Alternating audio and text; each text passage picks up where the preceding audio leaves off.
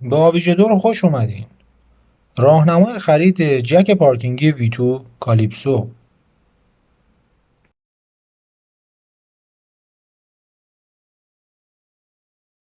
وسایل مورد نیاز برای تعویض برد شامل مته 10 مته 3 و باقی اقلام. دوستان سلام، وقتتون بخیر. ما امروز میخواییم برد یه UPS رو که معیوب هست رو تعویض کنیم و جایگزینش برد UPS سانتیما رو بگذاریم. این برد مدار فول هست. در این برد شما کلا 6 تا سیم رو میبینید. سیم های ورودی که لیبل خورده 220 کابل، سیم های 220 ترانس و سیم های 24 ترانس. خب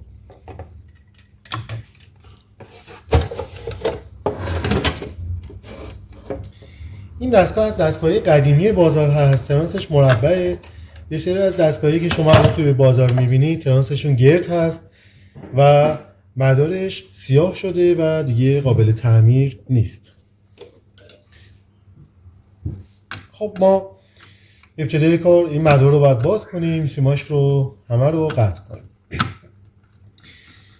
ببینید یه نکته‌ای که در مورد ترانس ها وجود داره اینه که کلا ما 3 مدل ترانس در تمامی UPS های موجود در بازار میبینیم. ترانس بزرگا خدمتتون میگم.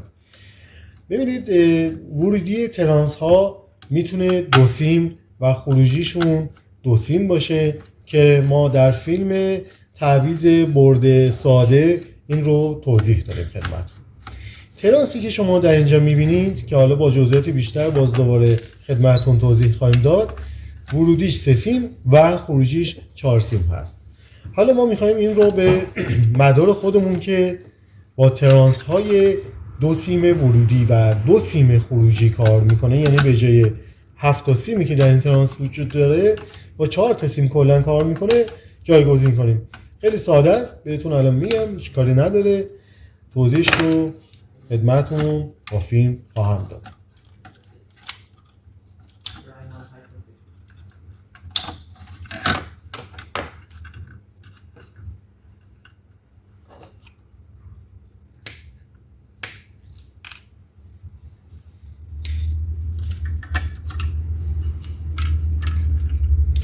ببینید دوستان، ما از این 3 تا سیمی که در ورودی ترانس هست، یعنی این 3 تا 2 تاش رو احتیاج داریم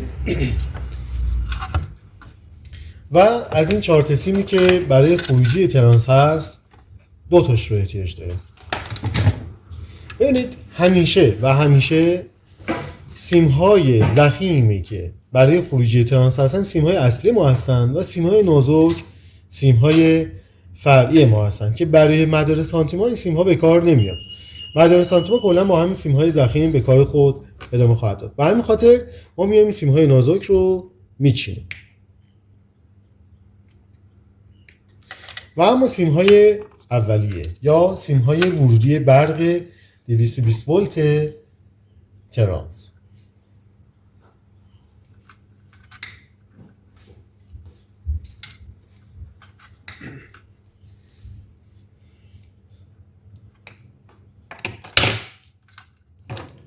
ببینید با یه مولتیمتر خیلی ساده ما میتونیم از این 3 تا سیم تعیین کنیم که کدومشون رو احتیاج داریم. یکیشون باید قطع بشه. ما مولتیمتر رو میذاریم روی حالت اوم. من روی 200 اوم گذاشتم. اوم این سیما رو با هم دیگه میگیریم. کلا در مجموع ما 3 تا اوم داریم دیگه.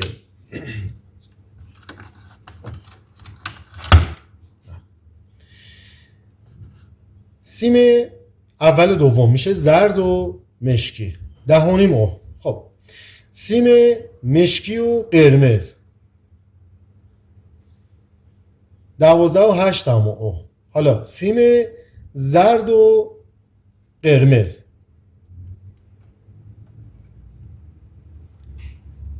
2.7 اوم. ببینید اونه که اومش خیلی پایینه که اصلا باش کاری نداریم، یعنی با اون اوم 2.7 اوم کاری نداریم. اونی هم که 12 خورده بود کاری نداریم. پس ما میایم چیکار میکنیم؟ اونی که اومش 10.5 اوم بود رو در نظر میگیریم، یعنی سیم مشکی و زرد. ببینید دوستان، پس ما چیکار کردیم؟ اوم این سه تا سیم رو گرفتیم. 2 7 دهم، 10 و نیم، 12 و 8 دهم. اوم پایینه و اوم بالا رو بیخیال میشیم. اوم وسطیه که 10 و نیم اوم بود رو اون رو در نظر میگیره. پس ما به عبارتی سیم قرمز رو باید قطع کنیم و بگذاریمش کنار. به همین سادگی.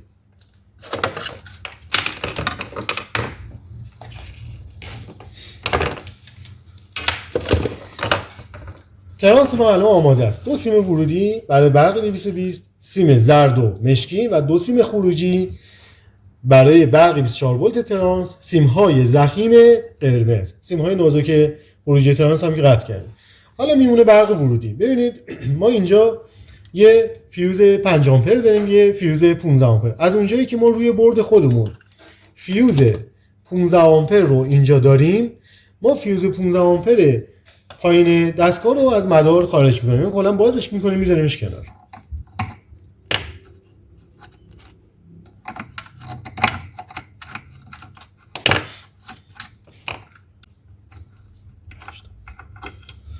خب ما فیوز 15 آمپر رو حذف کردیم. چیزی که اینجا بعد ما الان باقی مونده یک کابل برق ورودی هست. این دو تا سیمی که اینجا شما میبینید، یه کابل اینجا هست. من اینو بیارم تصویر شما راحت‌تر ببینید. سیم آبی و قهوه‌ای هست. سیم قهوه‌ای رفته به فیوز 5 آمپر، یه سیم قرمز اومده بیرون. پس سیم آبی و قرمز ما میشه برق ورودی ما. بله.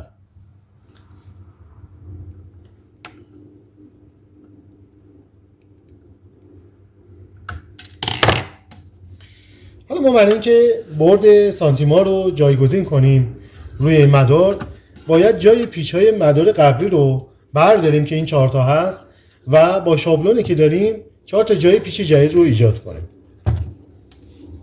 این کار رو از طریق یه مته 10 انجام میدیم. جای پیچ‌ها رو با مته 10 شما یه کوچولو با مته سوراخ کنید، خیلی راحت مهرها از اون ور در میاد.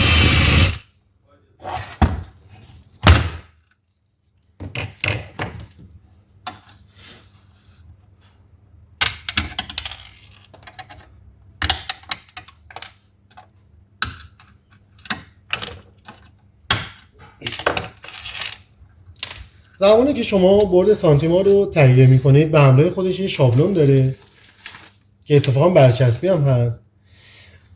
از قسمت فیش موتور شما این شابلون رو باید روی کف دستگاه بچسبونید.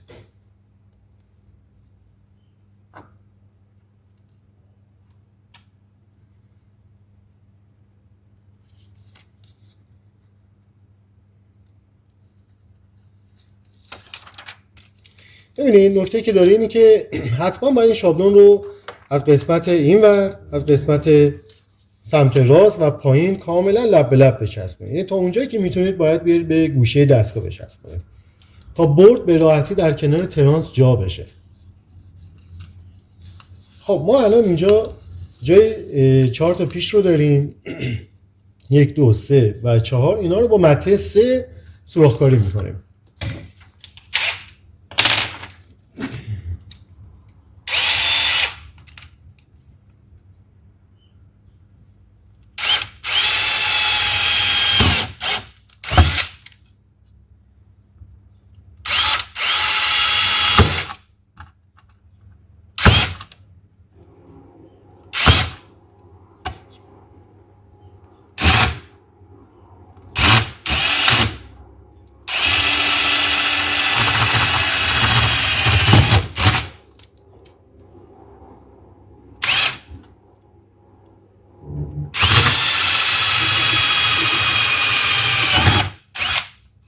بله.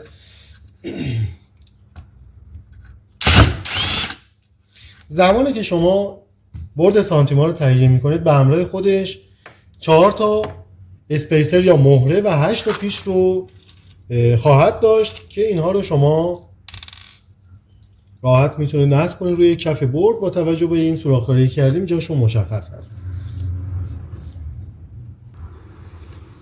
خب حالا ما میخوایم مهره ها یا اسپیسرمون رو ببندیم تا پایه های بردمون رو روی کف دستگاه نصب کنیم.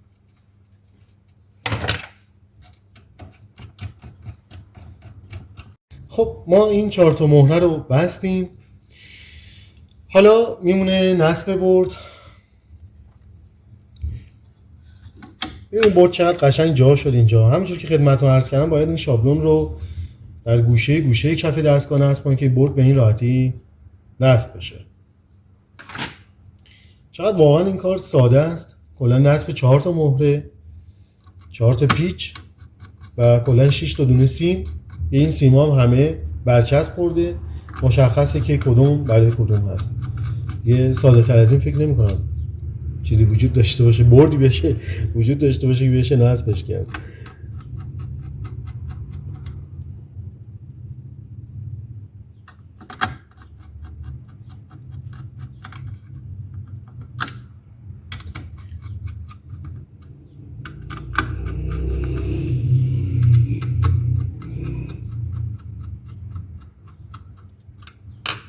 ببینید دوستان، این سیمای باتری هست که ما باهاش کاری نداریم، میذاریم کنار. از خروجی ترانس شروع میکنیم تا میرسیم به ورودی. اینا سیمای ضخیم ترانس هست که خدمتتون گفتم سیمای ضخیم همیشه خروجی 24 ولت ترانس هست. اینجا یه برچسب داریم ما که نوشته 24 ولت ترانس. این سیمای ضخیم رو با هم وصل میکنیم.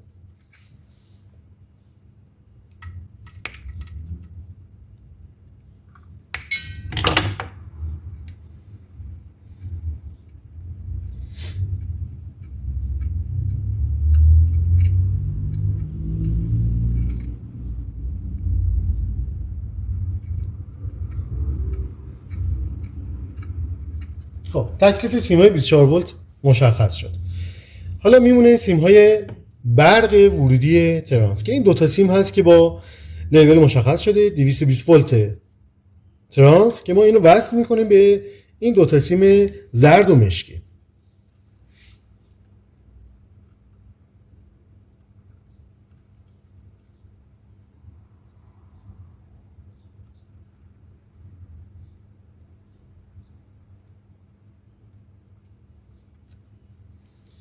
خب دو تا سیم اینجا ما داریم که من این وارنشاشو برمی‌دارم. طبق برچسب خودش زده برق 220 ولت کاب که وصل میکنه به این دو تا سیم آبی و قرمز که قرمز از فیوز 5 آمپر اومده و آبی هم که از کنار کابل اومده. این دو تا هم با هم وصل میکنه.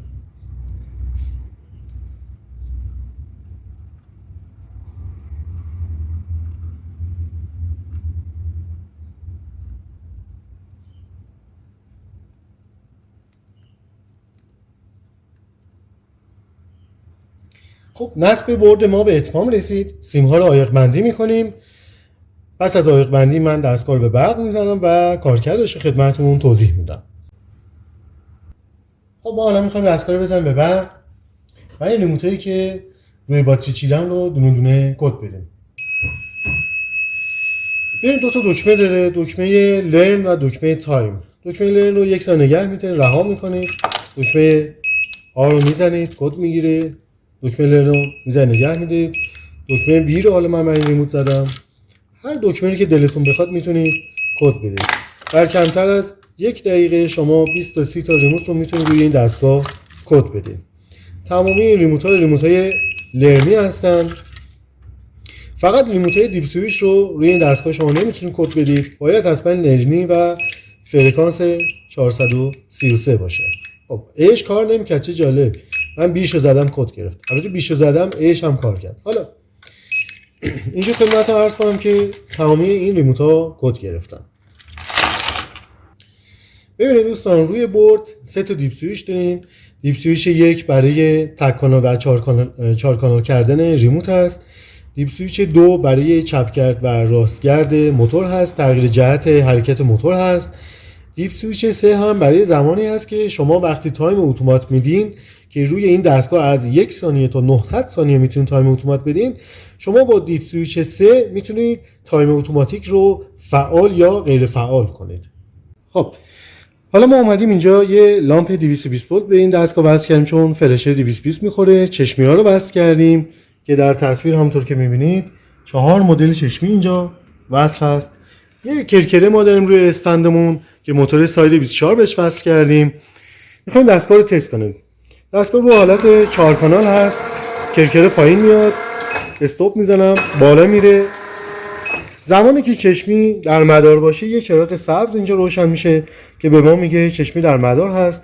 اگر من چشمی رو از مدار خارج کنم، این دکمه رو بزنم و چشمی رو از مدار خارج کنم، این چراغ سبز خاموش میشه و به شما میگه که چشمی در مدار نیست. اگر من دکمه ریموت رو بزنم 2 تا بوق میزنه و همینطور که میبینید کرکره حرکتی نخواهد کرد تا زمانی که من چشمی رو در مدار بیارم.